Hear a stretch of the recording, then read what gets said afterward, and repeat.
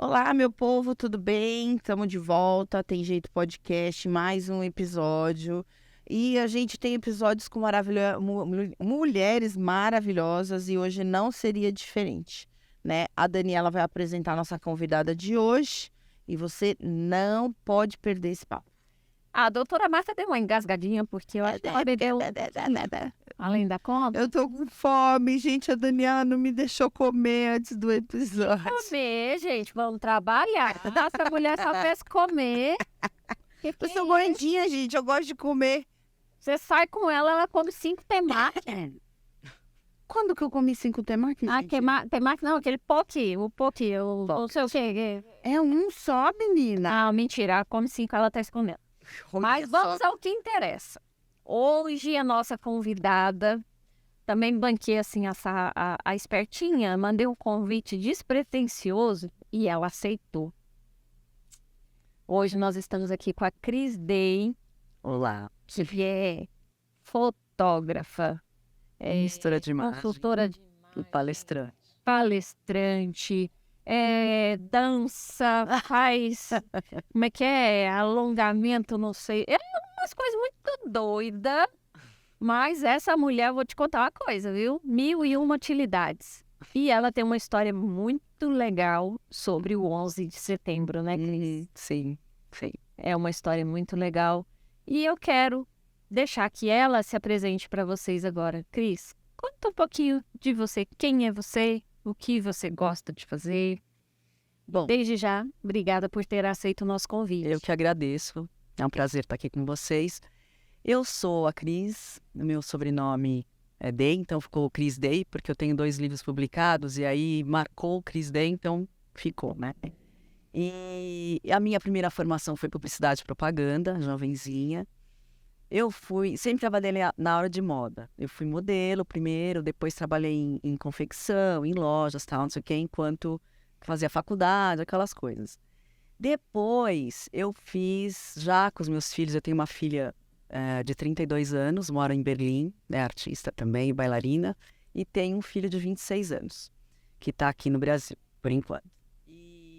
E quando eles já eram pequenos, eu resolvi fazer um curso de fotografia, porque nessa época eu estava casada, né? Eu fiquei casada há 20 anos, 25 com a mesma pessoa, e eu precisava encontrar o meu espaço no casamento. Eu brinco que eu fazia papel de primeira dama no casamento, né? Então era ótimo, viagens toda hora, tal, uma vida maravilhosa, só que não bastou. Eu precisava de mais. Eu casei muito jovem, comecei a namorar com ele com 18, casei com 23, tive o primeiro filho com 24, então foi tudo muito jovem, né?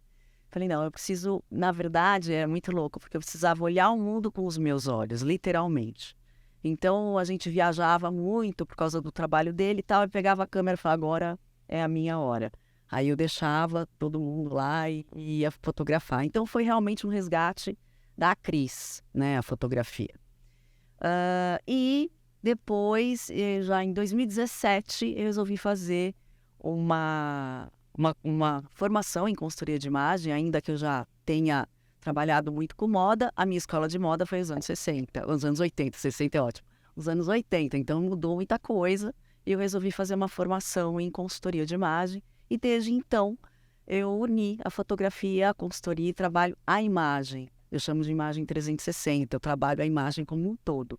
Então eu dou palestras, tenho um trabalho super bacana com mulheres, do sagrado feminino, então assim, tem um monte de coisa aí que eu faço e assim, referente ao que eu faço, dá para ampliar. Então, por exemplo, em palestras, às vezes a empresa me fala, Cris, eu preciso falar sobre empatia entre as mulheres, sei lá, sabe? Então, é um universo que eu consigo trabalhar bem. Agora, por exemplo, no Dia das Mulheres, eu tenho uma palestra grande para dar no Sincor, em São Paulo, que eu vou abranger tudo isso, né? Estilo, imagem estratégica, que é o meu ponto forte hoje, a imagem estratégica. Quer dizer, o que você quer e como você se veste a partir disso, né? É um projeto que a gente faz bem grande, bem profundo, tem questionários, exercícios e tal, para eu saber exatamente o que a pessoa quer.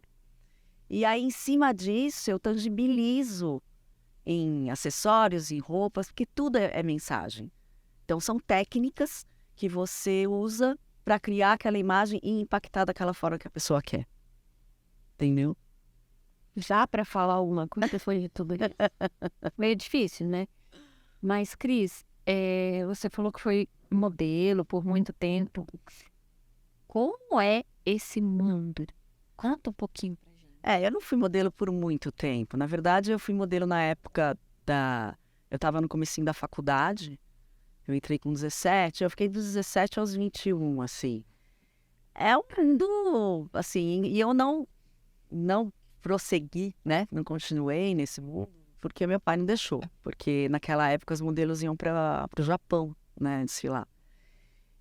Primeiro que eu era modelo mais de foto do que de passarela, porque eu não tenho altura para passarela, né? Né? Não tenho mesmo. E aí eu fiz mais foto, fiz capa da Nova, fiz editoriais e tal. Então, capa da Nova aos 18 anos, imagina, que a cara de mim eu não tinha cara de capricho na época, eu tinha cara de nova, sabe? Mulherão, e era uma menina, né? Mas eu me diverti, sabe? Mas eu não levei muito a sério, assim, como profissão mesmo. Era para pagar minhas contas, para estar... Mas é um mundo interessante, só que tem que tomar um certo cuidado, né? Principalmente as meninas mais novas e tal. Muito assédio. Tem, e minha mãe e meu pai sempre ficaram muito em cima. Minha mãe ia nos testes comigo. Aconteceram algumas coisas mesmo com ela estando junto, algumas tentativas, sabe? Mas eu fui muito protegida. Essas tentativas, mesmo com a sua mãe junto, te impactaram de alguma maneira? Olha, não, porque não chegaram de fato. Eu lembro que um diretor uma vez me convidou, eu tinha feito uma propaganda junto com um monte de outras meninas, né? E ele me convidou para ir na agência ver o vídeo. E naquela vez eu fui sozinha. Daí ele mencionou se eu podia jantar com ele e tal, né? Eu falei, olha...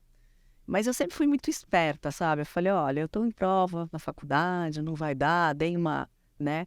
E aí, nas seguintes, né? Os seguintes convites, eu levava meu irmão. Aí, Oh, eu sempre fui meio cuidadosa, porque tem assédio, tem jeito. muito assédio, Sim, né? sim. Esse mundo da... Principalmente meninas, né? Mais novas. E hoje as meninas começam com 14, 13, 14 anos. É uma criança, né? É uma criança. É muito complicado. E durante o seu casamento, como que foi, assim? Você viveu um tempo para a família. Totalmente, assim. Só me formei com 21 anos. Entrei na faculdade com 17, 21 eu estava formada. Já trabalhava com moda e comecei a entrar, como modelo, comecei a entrar em confecções, que eu sempre gostei. E confecções, lojas e tal. Mas ele tinha um trabalho, e tem até hoje um trabalho, que ele viaja muito, convenções, não sei o quê. E assim, a nossa geração já tem esse contrato sem ter contrato, né? Você cuida dos filhos, fica em casa, eu trabalho, eu sou provedor. É uma tradição, não é nada escrito, mas eu, pelo menos, casei imaginando isso. Fomos criadas assim. E eu casei para ficar casada o resto da vida. Ninguém casa para Exatamente. E aí, durante o casamento, eu me perdi um pouco na sua pergunta. Você perguntou... Como que foi esse tempo que você viveu só para a família? Ah, tá. Então, foi bárbaro. Adorei. Eu acho que o meu melhor papel, eu falo isso sempre, meu melhor papel é de mãe.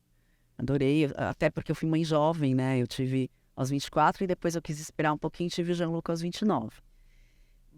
E nessa época ele viajava muito, como eu estava falando.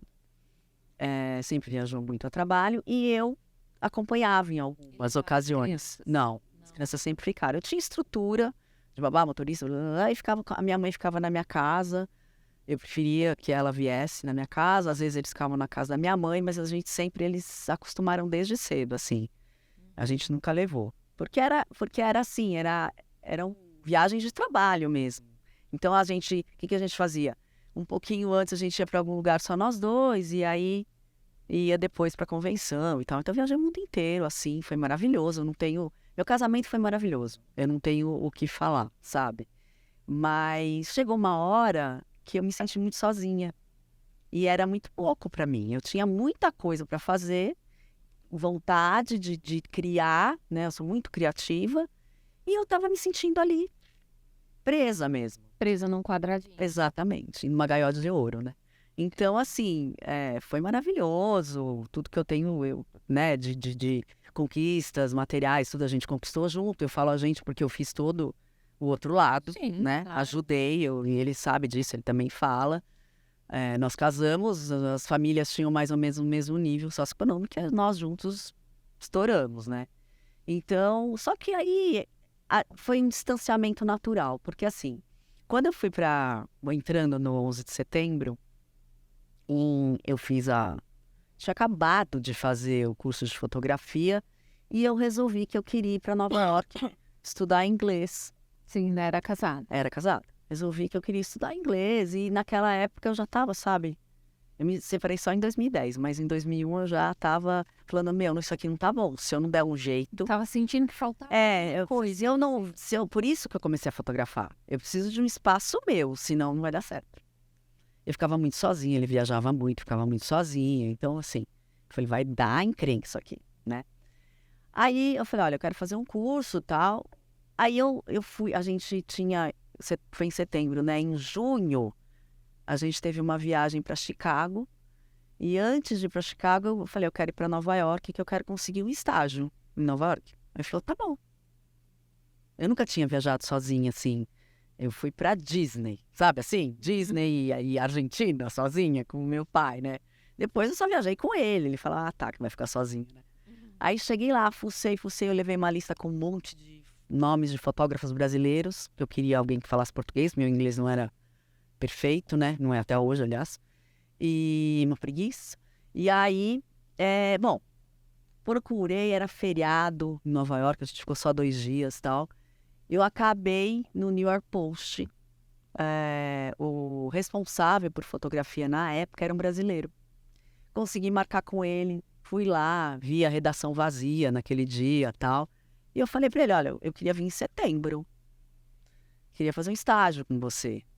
Ele falou, tá bom, eu vou conversar com a minha chefe e a gente vai ordenando. E aí eu aproveitei e me inscrevi num curso de inglês. Então eu ficava, assim, tipo, até de manhã eu ficava com o cara, com o fotógrafo, até, tipo, a hora do almoço, assim, um pouquinho mais. E depois eu ia pra aula de inglês e era aula particular. Era numa escola, mas era aula particular.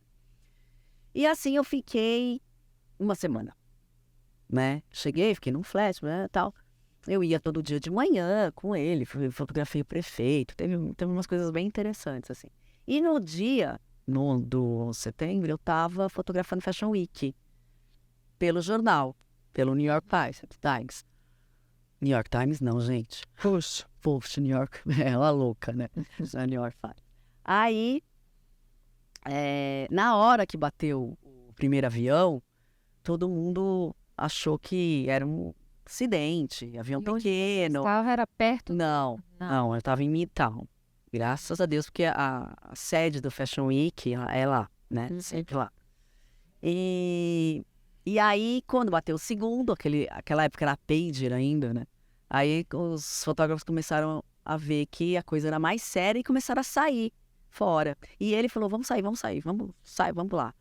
Aí a gente passou primeiro no jornal, pra pegar, era filme, imagina, era bobina ainda, não tinha digital.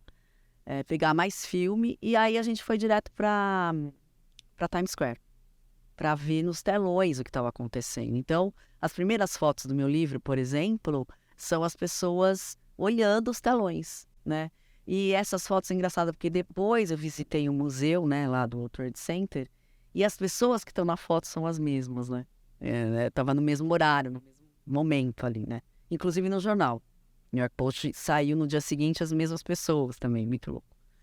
Aí, fotografei e tal, não sei o que, enfim. Foi uma experiência assim, eu fotografei, ainda que eu tivesse o crachá do Post e tal, eu não quis ir até lá, até os escombros. Eu fiquei um pouco, sabe, porque mexe, né? Não tem como, né? Assusta, né? Eu falei, não, eu vou fotografar a cidade. comecei a fotografar a reação das pessoas. O estágio acabou. Um cara, nossa, imagina, o que ele tinha de trabalho ali, né? Ele falou, olha, vai fotografando, depois a gente se fala. Eu nunca mais falei pro cara. Não deu pra encontrar até hoje. Eu mandei um livro pra ele depois. E aí eu comecei a fotografar a reação das pessoas. O professor de inglês, eu falei, olha, eu não quero ficar na escola, vamos fazer a aula fora. Então ele me levava nos lugares, então eu fotografei a reação das pessoas, as reuniões de prece, participei. Então foi assim, foi uma comoção mesmo, sabe? Ali, eu até falo no livro que ali eu não era brasileira, eu era cidadã do mundo, né? Como todo mundo. E esse trabalho, em 2003, porque quando eu cheguei no Brasil em 2001, eu acabei conversando com o pessoal do Senac, fiz uma exposição itinerante em vários Senacs, monte de palestra. 2011 eu acho que eu dei umas 10, 15 palestras. Coisa louca, assim. E esse trabalho foi legal porque me deu, né? Imagina, eu era super nova como fotógrafa. E aí, depois da exposição, um editor falou para mim, por que você não lança um livro? Eu falei, imagina lançar um livro. Eu acabei de me formar. Eu falei, é um momento histórico. Ninguém mais lançou livro no Brasil sobre esse tema. E, de fato, né? Até hoje eu sou lembrada como a fotógrafa do ano 70. Até começou a me encher isso. Daí por isso que eu mudei também. Participou de um programa recentemente. Sim, do Luciano Huck. Então, todo setembro, até 2006, 2007, eu era chamada todo setembro. Dei milhões de entrevistas. É uma coisa bem... E marcou. Só que marcou de uma forma que também, para mim, começou a ficar pesado falar no assunto, sabe? E é legal, tal. Eu tava, né? Foi um momento... estigma, né? Exato. E assim, foi um momento muito importante para mim, profissionalmente e pessoalmente. Que eu costumo dizer que as torres caíram fora e dentro de mim. Porque eu já estava lá, eu tinha 34 anos, eu já estava lá em busca, exato. E aí acontece um negócio desse, tem um significado, né? Eu nem sabia exatamente o que era, mas eu falava, cara, isso aqui não aconteceu por acaso. Porque eu escolhi o mês para ir para Nova York. Eu escolhi, sabe? Não tinha nenhum nada específico. Quando você falou setembro, eu achei que você tivesse algum... Não, é porque setembro é muito gostoso, é um mês bom para você viajar. Né, para qualquer lugar, aliás, porque ele não tá tão calor e não tá tão frio. Uhum. Então, abril e setembro são os meses melhores para viajar para qualquer lugar. E aí, eu escolhi. Falei, eu quero setembro, era junho, dá tempo de eu me organizar. Então, assim, nada acontece por acaso. Sim, claro. Eu não tava lá à toa, né? E aí, em 2006, eu resolvi começar a fazer um projeto sobre rituais religiosos. Porque era uma forma de eu extravasar um pouco essa coisa. E no 11 de setembro eu deixo uma mensagem de paz. Tipo assim, eu não acredito em guerra em nome de Deus. A minha família é espiritualista, é kardecista, na verdade. Hoje eu me considero mais espiritualista, principalmente depois desse trabalho dos rituais que eu fiz. E eu procurei uma agência, bom, enfim. Fotografei o Brasil, viajei o Brasil inteiro fotografando rituais, assim, Brasil profundo. Então, eu tive experiências de arrepiar, sabe, assim, mulheres. E aí, eu conheci benzedeiras, parteiras, porque eu fui para fazer rituais. Só que a coisa começou a andar de um jeito que eu fazia rituais só com mulheres. E aí, eu conheci assim, mulheres simples, mas de uma sabedoria, de uma força, de uma energia, de um poder feminino. Então, eu fotografei xamanismo, candomblé, católico, vários rituais, entendeu? Fui fazer o Santo Daime na Amazônia. Eu fiz 17 rituais. E eu estava também com uma editora, que a gente contratou uma especialista em turismo e história. Então, ela ajudou a mapear um pouco. E cada vez que eu ia para algum lugar, eu achava algum outro lugarzinho, né? Para ir. Candomblé eu fiz muito. E eu tive experiências, assim, encantadoras. E esse projeto eu fiz muitas exposições. Mas o livro ainda não saiu porque eu me separei em 2000 Aí em 2009 eu ainda lancei um outro livro, com imagens em preto e branco da Europa. Por causa das minhas viagens eu fotografava muito. E foi muito interessante porque o curador escreveu um texto que até eu fiquei falando da nostalgia das fotos, que era tanto o 11 de setembro quanto o Europa são em preto e branco, que eu adoro foto em preto e branco. Eu adoro. É atemporal, tem uma magia diferente, né? E eu tinha muita foto das viagens. Eu não conseguia, porque o Rituais não era Relei Rouanet, eu conseguia ler, só que conseguia renovar, mas os empresários não querem se envolver em religião. Ainda que eu fizesse o discurso, que eu não estava falando de nenhuma religião específica, que era para mostrar que tudo mundo. Porque assim, você vai estudar profundamente, e eu fiz isso, os giros derviche, por exemplo, do sufismo, é o candomblé. Sabe? É tudo As religiões estão interligadas, né? totalmente. Porque elas têm uma raiz que cresceu, que ramificou, né? E aí cada um resolveu Mas- dar. Me explica qual não consegui entender direito essa relação que você fez com os empresários. Você consegue o financiamento? A Lei Rouanet você tem direito a conseguir, porque aí eles não pagam, né? Eles se debitam do imposto que eles têm que pagar para o governo. Então é um dinheiro que não sai do bolso deles. Então, só que eles não, na verdade, eles não queriam vincular as empresas à à religião. entendeu? Entendi. Então eu fiz várias, assim, e pra gente que é artista, cara, fazer reunião assim é pesadíssimo. Então eu ia com o pessoal da editora, todo mundo se apaixonava pelo projeto, mas o livro mesmo não saiu, ainda vou fazer. Independente, você consegue fazer ou não? Ah, consigo, mas tem grana, né? Tem que ter bastante grana. É caro, fotografia é um livro caro, né? É, porque tem gramatura de papel, senão fica mais do Ter mesmo. trazido os meus livros, né? Eu ia falar isso agora. Esqueci, mas sabe por quê? Eu não achei que tinha a ver com... Mas depois você grava um vídeo pra gente, a gente Isso, posta no Instagram, né? é verdade, eu posso fazer isso. É porque eu tava aqui, você tava falando das fotos, eu tava aqui pensando, cadê o livro? Cadê o livro? Será que ela vai tirar de algum lugar? Eu fui em um monte de programa de televisão, então assim, é um marco. Só que é um marco para mim que me fez refletir como pessoa, como a minha espiritualidade. E os rituais religiosos selaram isso, sabe? Eu tenho uma ligação espiritual muito grande por causa da minha família. Sempre trabalhei com kardecismo e tal, minha mãe principalmente.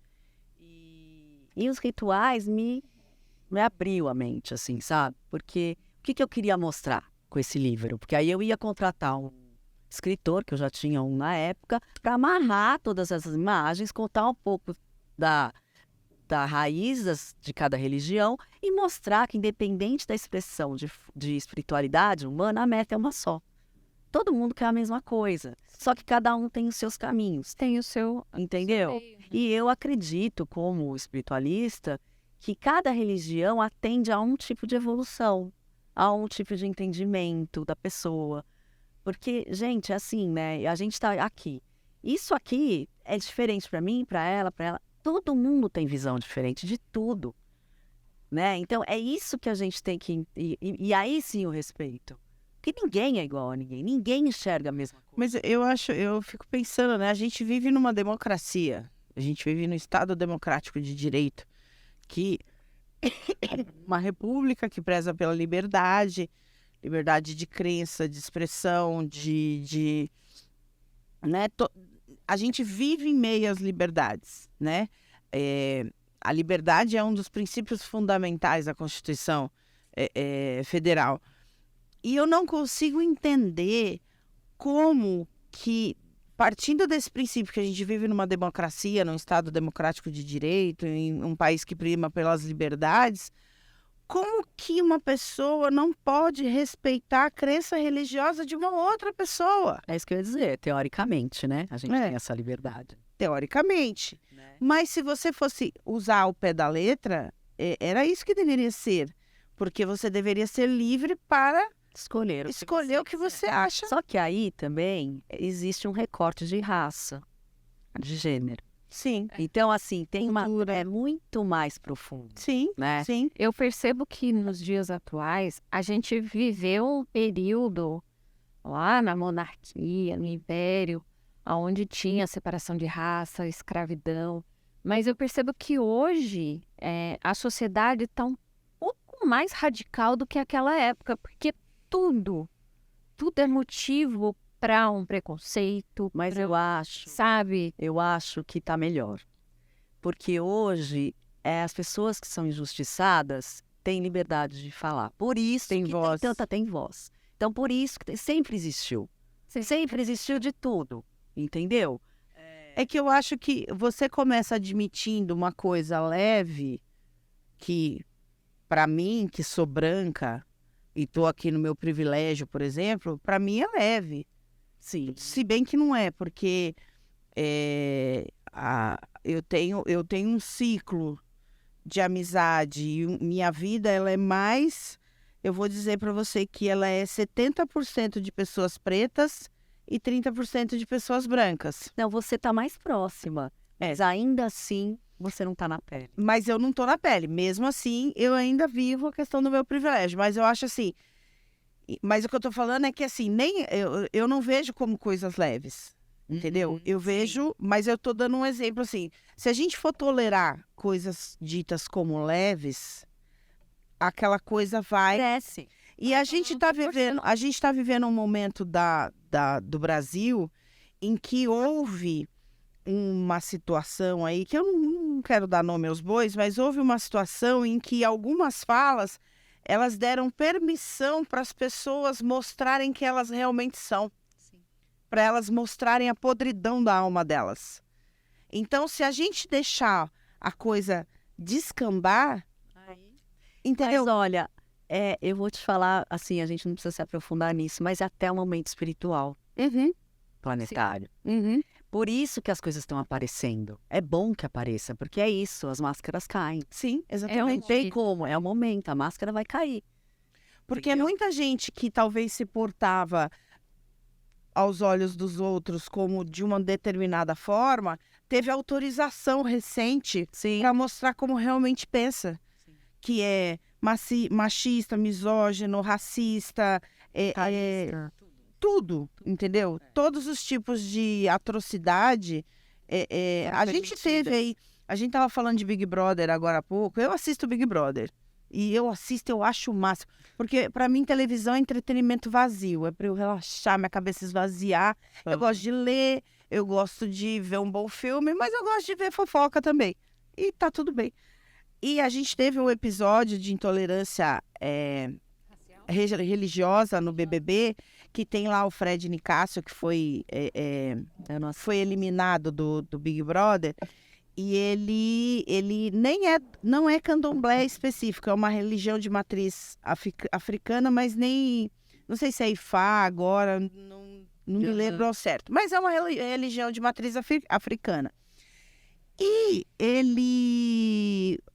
a pessoa lá dentro, 3 participantes, bem brancos, inclusive, foram até... Uma delas falou que até se ele continuasse com essas coisas, ela ia apertar o botão. O outro falou que viu ele em pé, em frente à cama dele, e sentiu uma coisa ruim. Ai, meu Deus. Porque o cara é da religião de matriz africana e ainda ele é preto. Ele é um homem preto. Agora, o coitado, tiveram que fazer o VAR, né? E mostrar lá. Ele, na verdade, ele estava vindo de um ambiente claro, entrou num ambiente escuro, aí ele parava para meio que tatear o chão para ele andar e não tropeçar nas coisas dentro do quarto. Mas olha que ponto. Olha, né? a pessoa... Observação. eu vi o Fred parado na frente da minha cama e eu senti uma coisa ruim. É porque ele estava lá fazendo aquelas coisas dele. A gente percebe que, assim, a humanidade está colocando para fora uma podridão que é assustadora. Sim. É muito Mas é a assustadora, separação. né? E só consegue se manter quem realmente vai em busca de autoconhecimento, em busca de si, como você mesma disse, que estava sentindo um vazio e precisava se encontrar. Só vai conseguir permanecer quem tiver essa força. Sim. Caso contrário, não vai conseguir. Eu sou da seguinte opinião: eu respeito todas as religiões, todas as crenças, todos os trabalhos. E eu acho que todo mundo é igual. Sim. Não Sim. não tem Todo mundo sente a dor igual, todo mundo vai no todo mundo médico, sangra. sangra, exato. Sabe? Ai, o sangue azul, ai, não sei o quê. Gente, a humanidade, a minha avó falava, eu lembro de uma fala da minha avó, eu era criança, pequenininha sou até hoje, né? Mas tudo bem. Ela falava assim, minha filha, vai chegar uma época que as pessoas vão andar peladas na rua e vai ficar todo mundo podre, todo mundo com raiva de todo mundo. E realmente chegou isso. E a minha avó falou isso lá em 1990 e bolinha. Aham. E ela não viveu para ver isso, mas realmente é o que tem acontecido, né, Cris? Sim. Um exemplo foi esse ataque no 11 de setembro, outro exemplo é o que vem acontecendo por aí com essas guerras, essas matanças, essas brigas, Sim. né? Esses preconceitos. Você, como mulher, nesse mundo corporativo, deve ter enfrentado A gente então, preconceito. eu demorei para entrar no corporativo. Demorei muito, até porque eu nunca trabalhei no corporativo de fato, né? Mas o corporativo te dá caminhos mais, você pode subir mais, vamos dizer assim, né? Os valores são outros, você consegue, né, cobrar diferente. É diferente de você fazer o trabalho 1 a 1, para escalar é melhor, né? Mas e atender executivos, atender empresários, isso para mim é muito bacana. Mas voltando um pouco no processo, só para te dizer que não foi fácil para mim a separação. Eu pedi a separação, eu ainda gostava da pessoa, da pessoa em questão. O que te deu força para tomar essa Entrei em depressão, eu fiquei 1 ano na cama. 1 ano na cama. Porque eu acho que você deve ter ouvido muito, mas seu casamento era maravilhoso. Mas você sabe, é isso. E eu demorei para perceber. Eu me sentia culpada. Como é que eu tenho tudo isso? Viajo 4 vezes por ano para fora, tenho essa casa, tenho casa e tô infeliz? O pai dele me chamou até depois para se perguntar, e ele falou: por que você não veio conversar com a gente? Porque vocês não entendem nunca. Nem eu tava me entendendo. Eu me achava ruim, entendeu? Até que eu entendi. A gente sempre se culpa, né? Até que eu entendi. E aí, meus filhos, a Stephanie tinha 17, o Gianluca tinha 12 na época. Eles aceitaram bem? Acertaram, mas nunca 100%, né? Não, eles aceitaram, não discutiram nada. Meus filhos são muito tranquilos, mas o Gianluca sofreu muito mais, que era o menor, né? Sofreu muito mais. Mas, e aí eu meio que larguei o trabalho nessa época, não tinha força pra voltar a trabalhar. Era uma coisa pra fazer, porque meu trabalho era autoral só, né? Sim. Via do trabalho. Criativo, né? Exato. E aí eu resolvi mudar pra Valinhos, porque meus pais tinham uma casa de final de semana, depois eles mudaram pra Valinhos. Era uma casa só né? Então a gente ia com as crianças pequenas e tal. E primeiro eu aluguei uma casa no mesmo condomínio. E eu nunca me imaginei morando no interior, super urbana, né? Super gosto de cidade grande e tal. Mas foi uma paz. Você é elétrica, né? Você ligada no 420. Mas eu senti uma paz que era o que eu tava precisando. Eu precisava sair daquele, sabe, advogado, sabe? Eu precisava sair daquilo. E aí eu acabei comprando a casa que eu aluguei e fiquei. Tô lá até hoje. Eu mudei em 2012 pra lá. 11 anos. 11 anos. E fiquei. Claro que para trabalhar. Aí eu abri um estúdio lá. Fiquei com um estúdio uns 3 anos. E fazendo sensual feminino. Muito. Eu fiz de tudo já de fotografia, mas eu me especializei no sensual feminino, que foi muito legal. Só que ao mesmo tempo não é um trabalho que se fala muito. As mulheres não mostram umas para as outras, então não tem propaganda gratuita. Tem muito mito sobre isso, né? Tem cada história. Tem muito mito. De namorado que veio falar comigo depois.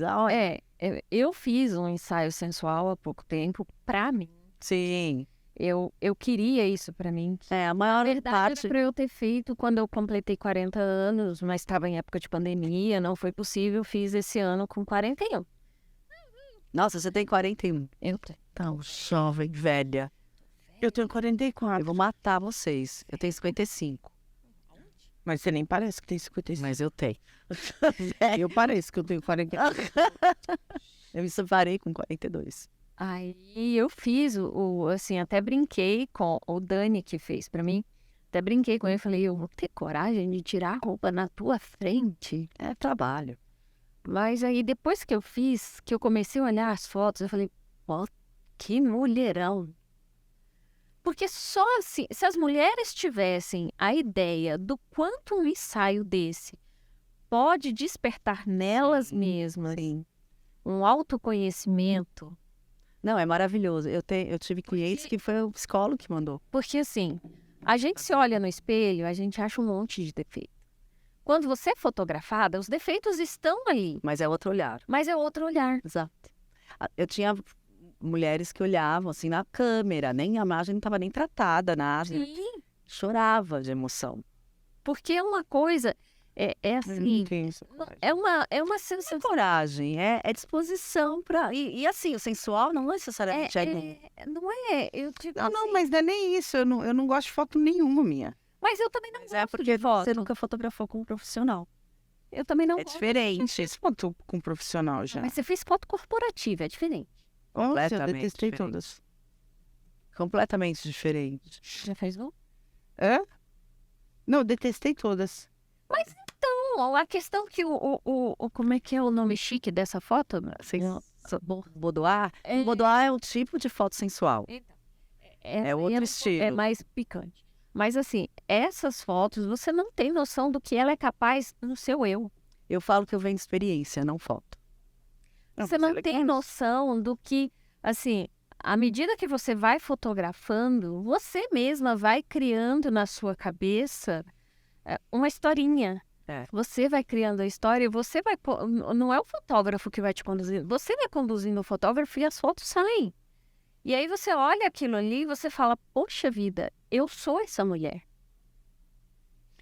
Não tem essa... Não, tem que ter vontade, não é nem... Tá, Entendeu? Vontade até tenho, eu não tenho, acho que coragem mesmo. você tem vontade, você Não. tem coragem. É, exatamente. É só se permitir. Se você não tem coragem de ir com um homem, faça com uma mulher. Não, o problema não é nem esse. Eu acho que sou eu mesma, não é... a roupa certa. Eu acho que não. É, mas isso tudo eu faço, né? Tá, entendeu? É muito legal. Mas se um dia chegar... Até me coça.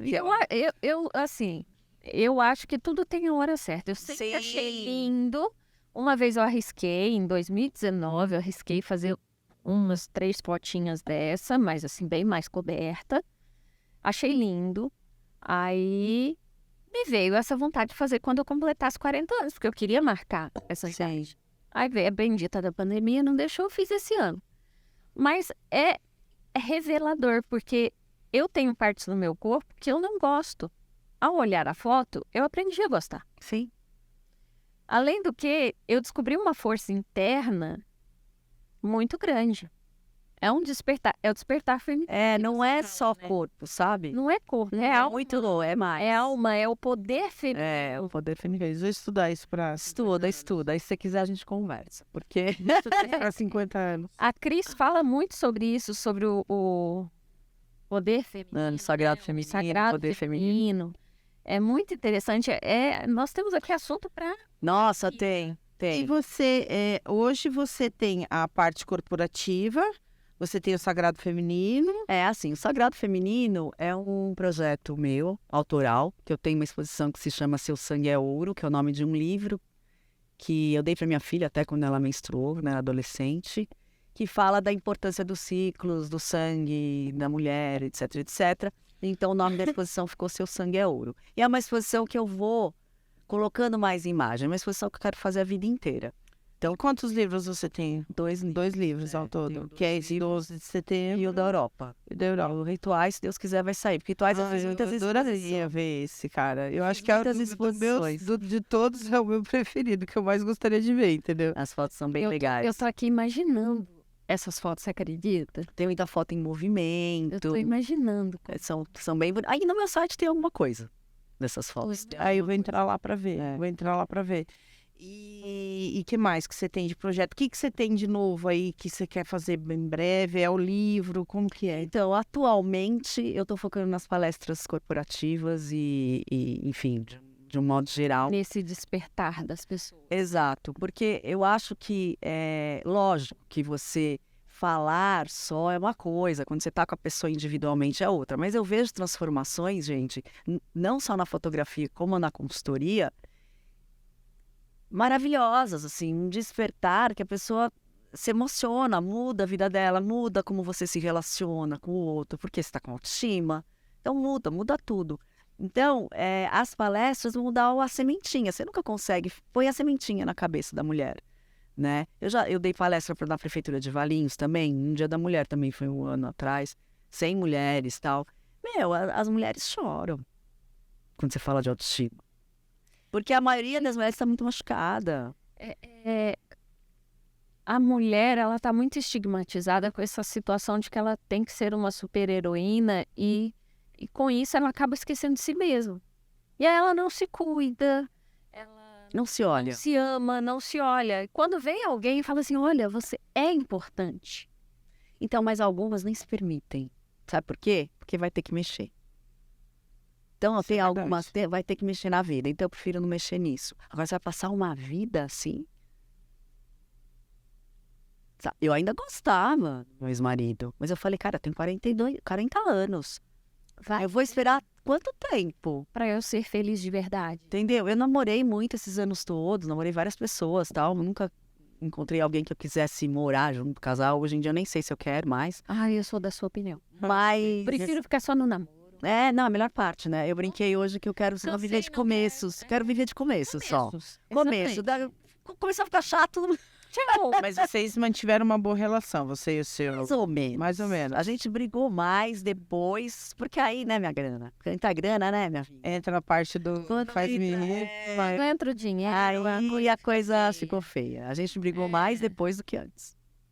Então, assim, a gente se fala em relação aos filhos. Ele tá namorando há bastante tempo já uma moça, é uma mulher bacana, assim, mas não moram juntos, nada. Eu acho que eles não querem também.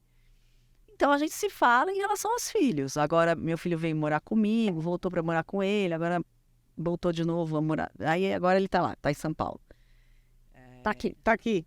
Tá aqui, perdão. Tá aqui em São Paulo, morando com ele. Tá morando aqui. Eu também faço essa... Ele tá morando em São Paulo com o pai. Então, eu tô num novo momento também de um espaço, né? Porque mesmo sendo adulto, filhos em casa sempre não trabalho. Então, eu tô num novo momento e eu, assim, tipo, eu tô aqui. Se eu resolver ficar e dormir aqui, eu posso dormir. Só tem um gato me esperando, entendeu? Então, assim, é um momento muito libertador.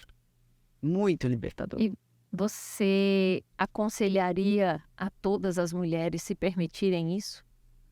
Sim, não necessariamente se separarem. Não, eu acho que, né? Eu acho que independente de... Mas fazer o que tem vontade, Mas correr atrás. Buscar fazer aquilo que quer fazer. Porque a vida passa muito rápido, gente. Eu me dei conta que daqui 5 anos eu tenho 60. Parece. Não, mas o que eu quero dizer é assim, passa muito A rápido. gente nem percebe, né? Sabe? Então, assim, você vai esperar o quê?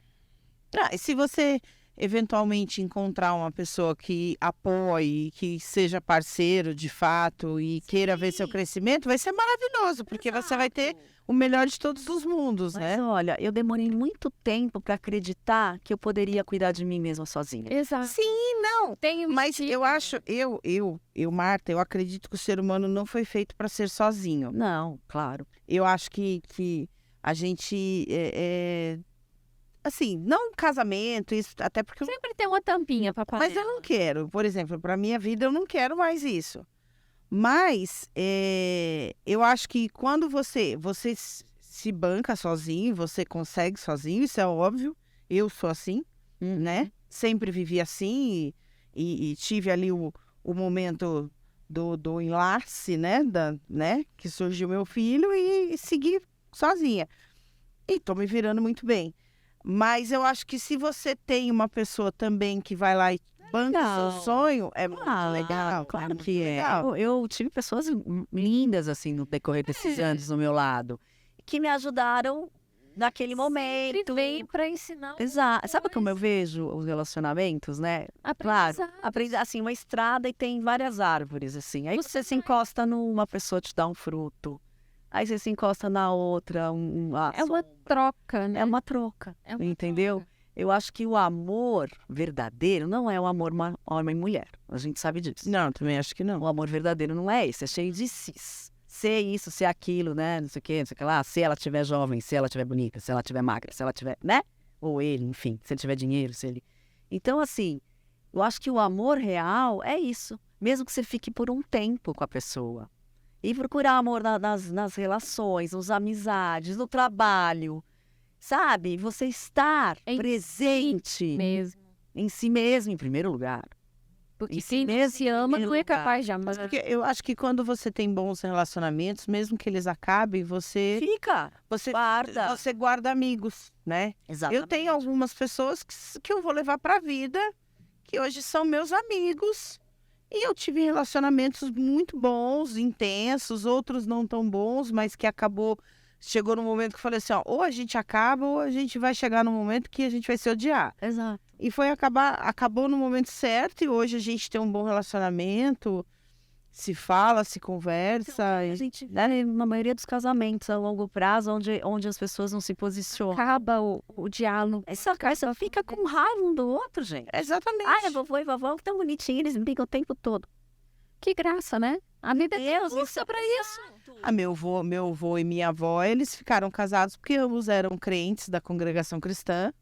E a congregação não veda o divórcio, né? Se você se separa, você perde a graça, né? Que eles falam. Você é como se fosse excomungado da religião. Você deixa de ser puro. E então, assim, eu acho que o meu avô e minha avó, no final das contas, eles só viveram porque eles eram crentes. Porque eles brigavam que nem cão e gato. Então. Eu já peguei meu avô assim, ó, com a mão no pescoço da minha avó e o brandar. Não faz isso, pelo amor de Deus. Mas assim, também eu acho o seguinte, tá feliz. O importante é estar feliz. O importante é estar feliz, realizado. Se você consegue se realizar dentro do casamento, com os filhos, com o marido, ok. Ninguém. Agora, se não tá feliz, busca. Ninguém é obrigado a ser Exatamente. feliz. A gente tem um tempo cronometrado, Cris, e o Pena. papo nossa, o papo com você tá maravilhoso. Eu acho que você tem um poder de síntese muito bom, assim. Ela tem uma aura. assim. Não, mas ela consegue contar a história, começo, meio e fim. E eu achei bacana você falando, né? Porque eu tava aqui pensando, nossa, como ela é boa, né? Como ela se comunica bem, né? Mas meus parabéns. E assim, a gente quer agradecer você por ter participado. O Tem Jeito ele é um tem jeitinho, né? Porque ele é um bebezinho. Ah, mas é um bebezinho que tem muito potencial. Ah, que bom. A gente fica feliz. E a gente quer... Que é muito importante. É muito importante. É um projeto que surgiu de uma amizade, de duas pessoas que vivem os mesmos problemas, os mesmos desafios. A gente é meio que irmã, uma conta com a outra, uma é a rede de apoio da outra, e aí conversando, vamos fazer um podcast para ajudar as pessoas. Muito legal. E aí o nosso professor entrou na nossa loucura. Concordou e ajudou, né? Não, e tudo que é, né, para ajudar, né, para você dar, porque as pessoas podem não ter nada a ver com aquilo, ser de outra profissão, mas alguma coisinha, né? É essa a ideia. Se você contribuir para uma pessoa resolver um problema da vida dela, né? Mostrar para ela que tem jeito de alguma forma, eu acho que isso é muito bom, entendeu? E para nós, assim, eu vejo também que eu conheço as profissões das pessoas e a vida das pessoas, né? A gente que é do direito, a gente lida com a área de humanas. Então, assim, é muito enriquecedor pra gente, né, ter essa visão das pessoas, né? Conhecer das pessoas, né? Né? Bem bacana. Mas a gente queria agradecer muito. Eu que quero Muito obrigada. agradecer pela oportunidade e tô aqui, quando vocês quiserem falar, tô. Suas redes sociais. Eu tenho o Instagram, que é Cris Day, _ imagem estilo. Tem o Estúdio Cris Day também, mas que tá no Cris Day lá na bio, tá? Que é o estúdio com S mudo, Estúdio Cris Day. E o meu site, www.crisday.com.br. Lá tem fotografia, tem consultoria de imagem, tem tudo lá. Então, a gente vai deixar na nossa... Vamos deixar o perfil dela do Instagram e o site também, para Tá? os contatos. Se Entre em você... contato com a Cris, quem deseja descobrir o seu feminino ou o seu masculino. Também. Por que não? Ou feminino do masculino. Aqui é democrático. Exatamente. Procurem, porque o trabalho dela é maravilhoso. Eu posso dizer porque eu já vi um Sim. e é lindo realmente. Ela faz um trabalho de consultoria de imagem com a Cláudia também. Sim. A da Cláudia que é espetacular. E é isso. Ouçam a Cris. Procurem se amar. Procurem preencher o seu vazio. Porque às vezes, mesmo amando, a gente precisa abrir mão de alguma coisa para ser feliz. Exatamente. E o mais importante é se amar, né, Cris? Era ter Isso. uma vida plena. E aí você consegue ajudar, as coisas fluem, é impressionante, né? Tudo muda.